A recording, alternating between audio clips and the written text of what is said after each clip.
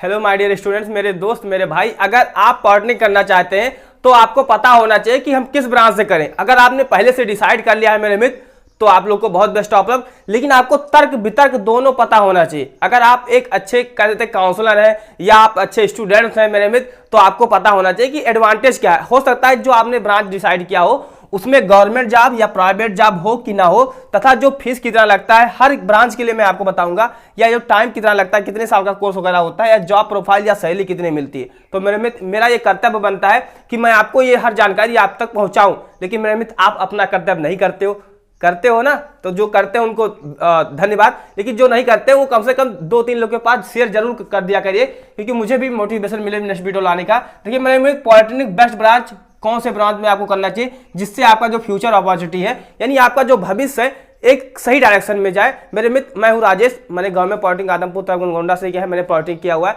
मेरे मित्र, मैं बीटेक इस बार मेरा फाइनल ही हो जाएगा 2024 में।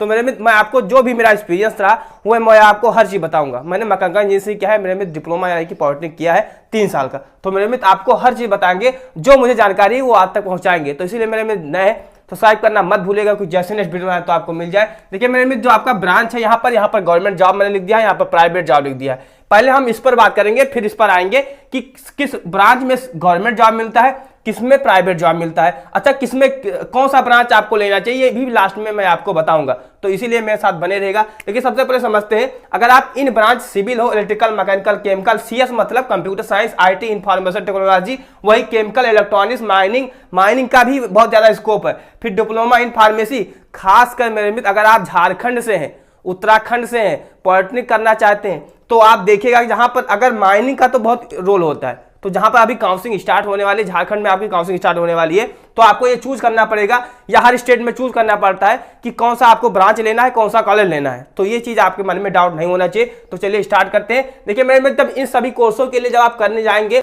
डिप्लोमा इन फार्मेसी एंड मेरे मित्र टेक्सटाइल डिजाइन एंड आपका होटल मैनेजमेंट आता है, तो ये ब्रांचेस अगर आप कर लेते हैं मेरे मित्र, तो आपको क्या है, अच्छी खासी जॉब वगैरह मिल जाती है। मेरे मित्र बात करते हैं सबसे पहले इनके लिए जो फीस लगता है वो कितना लगता है। तो मेरे मित्र, जो फीस होता है इनके लिए सबके लिए क्या होता है, समान ही होता है। नीचे के ये ब्रांचेस से छोड़कर इनकी जो फीस होती है लगभग में 40,000 रुपए तक होती है। अगर आप प्राइवेट से करते हैं, गवर्नमेंट के लिए लगभग में 20,000-18,000 रुपए तक फीस होती है। अब मेरे में बात करते हैं जो टाइम लगता है वो कितना लगता है। तो इसके लिए भी मेरे मित्र मैं आपको लिख दूं, ये 3 साल का होता है, ये भी 3 साल का होता है। अगर आप लेटर एंट्री से जाते हैं तो 2 साल का हो जाता है, लेकिन जो फुल होता है वो 3 साल का होता है। अगर आप 10वीं से जाते हैं, वही मेरे मित्र मैकेनिकल से करना चाहते हैं तो भी 3 साल का, एंड इसके लिए भी 3 साल, ये भी 3 साल का, यानी जितने भी आपको माइनिंग तक मिलेंगे ये 3 साल के ही होते हैं। वही डिप्लोमा इन फार्मेसी होता है मेरे मित्र, ये कितने साल का होता है, ये 2 साल का होता है। एंड टेक्सटाइल डिजाइन भी, ये कुछ इसमें 4 ब्रांच होते हैं टेक्सटाइल डिजाइन में, कुछ ब्रांच 2 साल के, कुछ ब्रांच 3 साल के होते हैं। वही होटल मैनेजमेंट भी आपका 2 साल 3 साल का होता है। तो मेरे मित्र आप समझ गए कि कितने साल के होते हैं। अब बात करते हैं कि जॉब किस में मिलता है, फिर सैलरी कितनी होती है। तो सबसे पहले मेरे मित्र समझते हैं, अगर आप डिप्लोमा सिविल से करते हो यानी कि सिविल इंजीनियर से करते हो, तो मेरे मित्र आपकी जो जॉब गवर्नमेंट में क्या होता है, इसमें 100 सबसे ज्यादा जो जॉब मिलती है वो गवर्नमेंट सेक्टर में ही मिलती है। जैसे अगर आप एसएससी में जाना चाहते हैं, रेलवे में जाना चाहते हैं, तो जो मेरे मित्र इसमें गवर्नमेंट जॉब खूब ज्यादा मिलती है, लेकिन प्राइवेट जॉब इसमें नहीं मिलती है। कहते हैं ना, जिसके कुछ फायदे होते हैं उसके पीछे कुछ नुकसान भी होते हैं। तो इसीलिए मेरे मित्र इसमें क्या है, आपको प्राइवेट जॉब ना के ही बराबर मिलते हैं। नेक्स्ट मेरे मित्र आपका जो आता है इलेक्ट्रिकल ब्रांच। देखिए इलेक्ट्रिकल में क्या होता है, इलेक्ट्रिकल और इलेक्ट्रॉनिक्स में अंतर होता है। तो जो आपका इलेक्ट्रिकल ब्रांच है मेरे मित्र, उसको आप अच्छे से देखिए और ध्यान से समझिएगा। इलेक्ट्रिकल में क्या होता है, आपको गवर्नमेंट जॉब भी मिल जाता है एंड आपको प्राइवेट जॉब भी मिल जाता है। आप कहेंगे भैया इलेक्ट्रिकल में अभी आपने यूपी में देखा होगा, यूपी पीसीएल की वैकेंसी आई हुई थी, ऐसे करके बहुत यूपी SSSC के माध्यम से अभी आपके सिविल की वैकेंसी खूब आई हुई थी।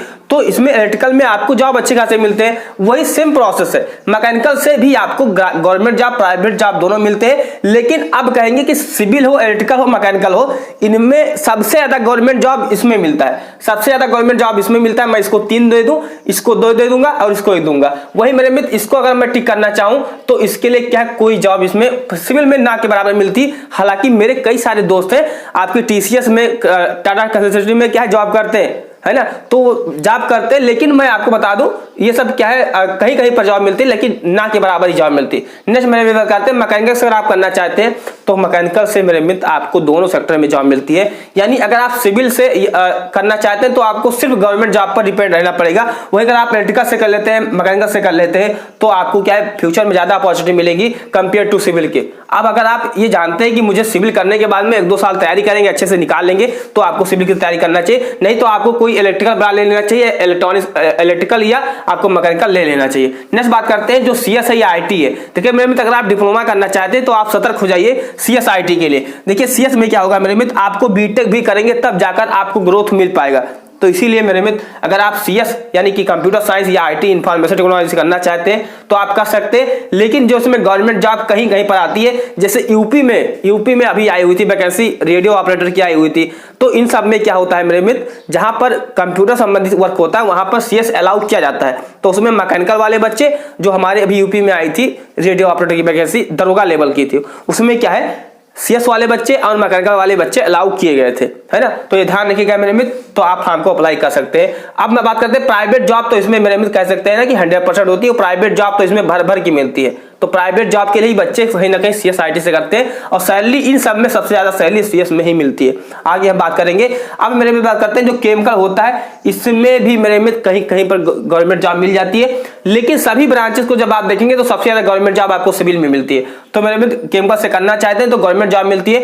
एंड इसमें क्या होता है, प्राइवेट तो जॉब इजीली मिल जाती है क्योंकि इसमें बच्चे बहुत कम करते हैं, कंपटीशन बहुत अधिक होता है नहीं होता है, तो इसी कारण मिल जाती है। अब क्या है इलेक्ट्रॉनिक्स में मेरे मित्र गवर्नमेंट जॉब नहीं मिलती है। क्यों नहीं मिलती है? क्योंकि इलेक्ट्रॉनिक्स की वैकेंसियां ही नहीं आती हैं।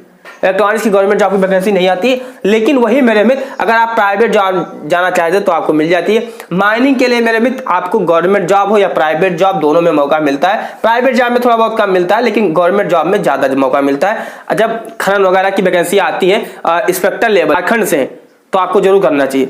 अगर मेरे मित्र आप झारखंड से तो जरूर करिए माइनिंग से। अब मेरे में बात करते हैं जो डिप्लोमा इन फार्मेसी, भैया इसमें ना के बराबर आती है गवर्नमेंट जॉब, लेकिन प्राइवेट जॉब आप अपना मेडिकल डालिए, बहुत सारे अपॉर्चुनिटी आपको मिलते हैं। तो ये चीज आप समझ गए। टेक्सटाइल डिजाइन में गवर्नमेंट जॉब ना के बराबर होती है, लेकिन अगर आप मेरे में प्राइवेट जॉब में जाना चाहते हैं तो आपको बहुत सारी अपॉर्चुनिटी मिलती है। अब आप टिक को देखकर आप चीजों को समझ सकते हैं कि अगर आप सिविल लेते हैं तो आपको गवर्नमेंट जॉब मिलेगा। वही मेरे मित्र अगर आप प्राइवेट जॉब में लेना चाहते हैं तो आपको क्या है कौन सा ब्रांच लेना चाहिए। तो आई होप आपका डाउट है वो मैंने हर चीज क्लियर कर दिया। अब सैलरी के बारे में बात करते हैं कि जो सैलरी होती है वो किसमें ज्यादा मिलती है। देखिए मेरे गवर्नमेंट में क्या होता है तो सैलरी कम मिलती है, लेकिन कुछ बेसिक चीजें होती है वो आपको सैलरी दिला देती है। अब वो कहना हम नहीं चाहते हैं तो ध्यान रखिएगा मेरे मित्र, गवर्नमेंट जॉब में सैलरी तो नहीं होती है। प्राइवेट सेक्टर में क्या होता है जो बच्चे IT क्षेत्र में घुसे हुए हैं वो क्या है 1-1 लाख रुपए तक भी सैलरी पा रहे हैं। तो मेरे मित्र अगर आप ये चीज करना चाहते हो तो 1-1 लाख रुपए तो सैलरी उठाना चाहते हो अगर प्राइवेट सेक्टर में, तो आपको CS से करना चाहिए। जो बच्चे CS से करते हैं बीटेक तो वो CS से ही करते हैं। अब अगर आप CS से डिप्लोमा करेंगे तो आपको बीटेक भी करना पड़ेगा। तो इसीलिए क्या है ये सोच समझ के तब करिएगा। तो मेरे मित्र आपका जो डाउट था हमने क्लियर कर दिया। आई होप कि आपको समझ में आया होगा। सैलरी की जो प्रोसेस होती है वो आपके स्किल पर मिलती है, ना कि फ्रेशर के तौर पर। अगर आप मैकेनिकल से इलेक्ट्रिकल से CS से जाते हैं तो वही 10,000-15,000 रुपये आपको सैलरी मिलती है। जब आप एक्सपीरियंस होते हैं तो 40,000, 45,000, 50,000 तक आपको सैलरी स्टार्टिंग तौर पर मिलती है। अगर आप डिप्लोमा इन फार्मेसी करते हैं तो सैलरी को कोई मतलब होती नहीं, आप खुद का मेडिकल डालिए और अच्छा खासा रेवेन्यू होता है आपका रहेगा। तो मेरे मित्र चैनल पर नए सब्सक्राइब करें क्योंकि जैसे वीडियो आए तो आपको मिल जाए। जय हिंद, वंदे मातरम।